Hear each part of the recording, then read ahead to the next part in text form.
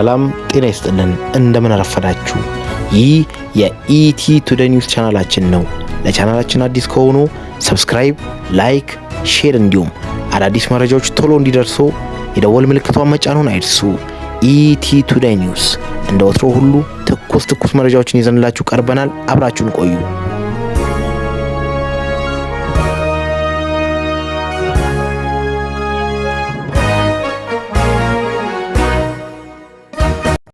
አሜሪካ በሆርሙዝ በኩል ለማለፍ ለኢራን ቀረጥ የሚከፍሉ መርከብ ድርጅቶች ላይ ማዕቀብ ለመጣል ዛተች።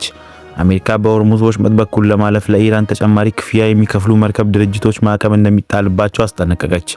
አርብ ዕለት አሜሪካ በውጭ ሀገራት ንብረት ላይ ቁጥጥር የሚደረገውን ቢሮ ባወጣው ማስታወቂያ አሜሪካውያን ግለሰቦች የሆኑት ኩባንያዎች ለኢራን መንግስት ተቋማት ምንም አይነት ቀረጥ እንዳይከፍሉ አግዷል።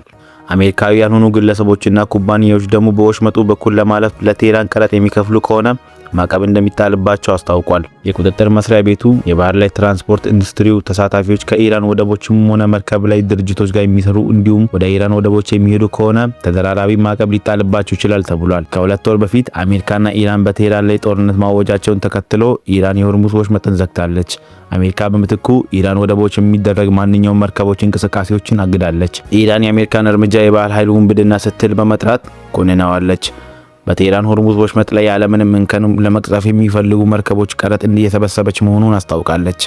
ባለፈው ሳምንት የኢራን ፓርላማ ምክትል አፈ ጉባኤ ሄርሚዲሳ ሃጂ ባባዬ የመጀመሪያው ቀረጥ የተሰበሰበ ገንዘብ ከሀገሪቱ ማዕከላዊ ባንክ መቀመጡን ተናግረዋል። ምክትል አፈ ጉባኤው ተጨማሪ ማብራሪያ ያልሰጡ ሲሆን ቀረጡ የተሰበሰበበት መንገድም ሆነ ማንም እንደከፈለው ከመናገር ተቆጥበዋል። ቢቢሲ ይህንን ምክትል አፈ ጉባኤን አስተያየት ከገለልተኛ ወገን ማጣራት አልቻለም። ይሁን እንጂ የአሜሪካ የውጭ ጉዳይ ድርጅት ሀብት የሚቆጣጠረው መስሪያ ቤት ያወጣው ማስጠንቀቂያ ክፍያው በጥሬ ገንዘብ ወይንም በዲጂታል ቁሳቁስ ለውጥ በስጦታ እንዲሁም ለኢራን ኤምባሲዎች በሚደረግ በጎ አድራጎት ልግስና ሲሆን ያም ደግሞ ሊሆን እንደሚችል ማስታወቁ ተገልጿል። ኤጀንሲው አሜሪካዊ ያልሆኑ ግለሰቦች ክፍያ የሚፈጽሙ ከሆነ በወንጀል የሚጠየቁ እንደሆነ ተነግሯል። ኤጀንሲው አክሎም የኢራን ዋና ገንዘብ ምንጮች በተለይም ለፔትሮሊየምና ፔትሮኬሚካል ዘርፉን ኢላማ ማድረግን ይቀጥላሉ ብሎ ተናግሯል። የአሜሪካ ግምጃ ቤት አርብ ዕለት በሶስት ኢራን የኋላ አገልግሎት ሰጪዎችና የኢራን ነዳጅ ገንዘብ ወደ ሌላ ዓለም አቀፍ ገንዘብ ይቀየራሉ የሚል ማዕቀብ መጣሉን ተዘግቧል። የግምጃ ቤት ኃላፊው ስኮት ቤንሴት አገዛዙ ገንዘብ ማስጨነቅ ፈንዶችንና ማስገባት ማዕቀቦችን ለማሳለፍ የሚታደርገውን ሙከራ ኢላማ እንዲያደርጉና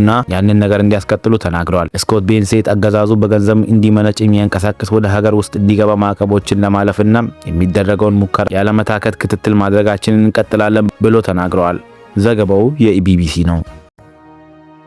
ጀርመን የአሜሪካ ወታደሮችን ማውጣት የሚጠበቅ እንደሆነ ስትናገር ኔቶ ማብራሪያ መጠየቁን አስታወቀ። የጀርመን መከላከያ ሚኒስቴር አሜሪካ 5000 ወታደሮችን ለማስወጣት መወሰኗን አገራቸው የምትጠብቀው እንደነበረ ሲናገሩ የሰሜን ጦር ቃል ኪዳን ኔቶ በበኩሉ ከዋሽንግተን ማብራሪያ መጠየቁን ተናግሯል። ቦሪስ ፒስቶሪያስ ዜና ወኪል እንደተናገሩት የአሜሪካ ወታደሮች በአውሮፓ መገኘት በተለይም ደግሞ በጀርመን እንዲሁም በአሜሪካ ፍላጎት መሰረት ነው ብለዋል። ይህ በእንዲህ እንዳለ የኔቶ ቃል አቀባይ አሊሰን ሃርት በጥምረቱ ውሳኔ ዝርዝር ጉዳዮች ላይ ለማስረዳት አሜሪካ ጋር የተነጋገሩ መሆኑን አስታውቋል። ዋሽንግተን እዚህ ውሳኔ ላይ የደረሰችው የጀርመኑ መራሄ መንግስት ፌዴሪክ ሞሪዝ በአሜሪካ ኢራን በተደራዳሪዎች ተዋርዳለች በማለት ዶናልድ ትራምፕን ከተቹ በኋላ ነው። በአሁኑ ሰዓት ጀርመን የሚገኙ የአሜሪካ ወታደሮች ብዛት 36000 ሲሆን ይህም በአውሮፓ ካለው የጦር ከፍተኛ ቁጥር የያዘ መሆኑ ተገልጿል። አሜሪካ በጣሊያን 12000 እንዲሁም በዩናይትድ ኪንግደም 10000 ወታደሮች አሏት። ቅዳሜ ምሽት አገራቸው ከጀርመን ጋር የሚገኙ ወታደሮቿን ቁጥር ለመቀነስ ስለመወሰኑ የተጠየቁት ፕሬዝዳንት ትራምፕ ከዚህም በላይ እንቀንሳለን፣ ከ5000 በላይ እንቀንሳለን በማለትም ዝርዝር ሳይሰጡ ምላሽ ሰጥተዋል። ትራምፕ ጦራቸውን ከስፔንና ከጣሊያንም ስለማስወጣትም ተናግረዋል። ባለፈው ዓመት ዋሽንግተን በሮማኒያ የሚገኙ ወታደሮችን ቁጥር መቀነሷ ይታወቃል።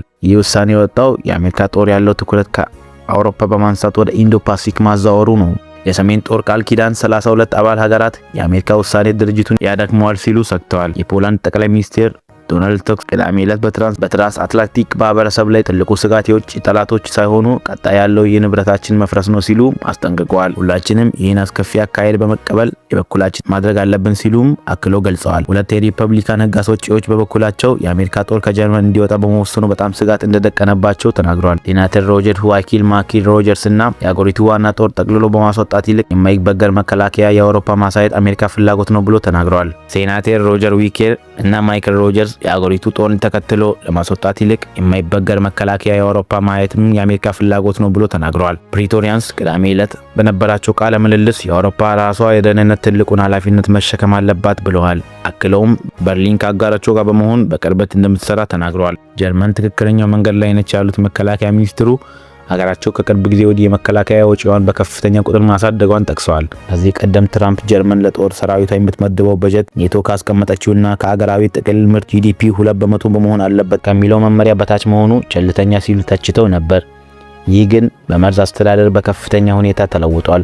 ጀርመን በሚቀጥለው ዓመት እንደ አውሮፓውያን አቆጣጠር 2027 አጠቃላይ ሀገራዊ ምርቷን 3.1% እንደሚያደርስ በመገመት 105.8 ቢሊዮን ዩሮ ለመከላከያ ማውጣት ውሳኔ ያሳልፋለች። የኔቶ ጥምረት ቃል አቀባይ ሃርት ቅዳሜ ዕለት በኤክስ ገጻቸው አሜሪካ ጦሯን ከጀርመን ለማስወጣት መወሰኗ የአውሮፓ መከላከያ ላይ የበለጠ ሀብቷን እንደምታፈስ አጽንኦት የሚሰጥ እንዲሁም ለጋራ ደህንነታችን የጋራ ኃላፊነት እንዳለብን የሚያሳይ ነው ብለዋል። አባላቱ ባለፈው ዓመት በሄንግ በተካሄደው ጉባኤ ወቅት የመከላከያ ወጪያቸውን በአጠቃላይ ምርታቸው 5% ለመገደብ መስማማታቸውን ልውውጦች ማሳየት ጀምረናል ብሎ ተናግረዋል። የጀርመኑ መሪ መንግስት አሜሪካ የሚተቸውን ንግግራቸውን ያሰሙት ሰኞ ዕለት ማርስበርግ ውስጥ የሚገኝ ዩኒቨርሲቲ ተገኝተው ለተማሪዎች ባደረጉት ንግግር ወቅት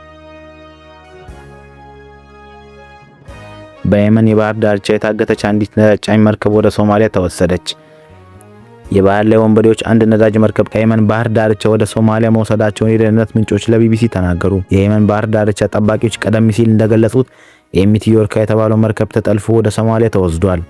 የሶማሊያ ደህንነት ምንጮች እንዳሉት በቃና ወደብ አቅራቢያ የሚገኘው የኤደን ባህረ ሰላጤ በባህር ላይ ወንበዴዎች እጅ ወድቋል ተብሎ ተነግሯል። ለቢቢሲ አስተያየታቸውን የሰጡት ኬቬራ ራስ ገዙ ፖርትላንድ 3 የደህንነት ባለስልጣናት የባህር ወንበዴዎቹ በኤደን ባህረ ሰላጤ ላይ የምትገኘውን ቀንዳላ ባህር ዳርቻ ከተማን ለቀው ወጥተዋል ብሎ ተናግረዋል። ከሳምንት በፊት በሶማሊያ ባህር ወንበዴዎች የተለጠፈውን የባነር 25 መርከብን ተከትሎ በ10 ቀናት ውስጥ ከአካባቢው ሌላ ነዳጅ ጫኝ መርከብ ሲጠለፍ ይህ ሁለተኛ ነው ተብሏል። ሆነር 25 ወደ ሞቃዲሾ ያመራ የነበረውን 18500 በርሜል ነዳጅ ጭኖ እንደነበረ ተገልጿል። ኤምቲ ዮርካ ከመታገተው በፊት በምዕራብ አፍሪካዊቷ ጎን ባንዲራ እያውለበለበች ነበረ ሲሉም ቅዳሜ ንጋት 11 ሰዓት ላይ ታጣቂዎች ቁጥጥር ስር መዋሏን የደህንነት ባለስልጣናቱ ለቢቢሲ ተናግረዋል። መርከቧ በአሁኑ ወቅት በየመንና በሶማሊያ መካከል ባለው የኤደን ባህረ ሰላጤ እየቀዘፈች ሲሆን በሚቀጥሉት ሰዓታት በሶማሊያ የውሃ ክልል መልህቋን እንደምትጥል ይጠበቃል። የዩናይትድ ኪንግደም ባህር ትራንስፖርት ኦፕሬሽን ዓርብ ዕለት እንደገለጸው ከሆነ የታጠቁ ሰዎች ጀልባ በመሆን በየመንና አልሙካላ አቅራቢያዎች የሚገኝ መርከብ ተጠግተው ነበር። 3 የተለያዩ ባለስልጣናት እንደገለጹት ከሆነ ይህ የታጠቀ ሰዎች በካሉላ ኦስማን ማጥመጃ ከተማ አካባቢ የሚገኝ የባህር ዳርቻ አካባቢ የተነሱ መሆናቸውን ተገልጿል። ካሉላ ባህረ ወንበዴው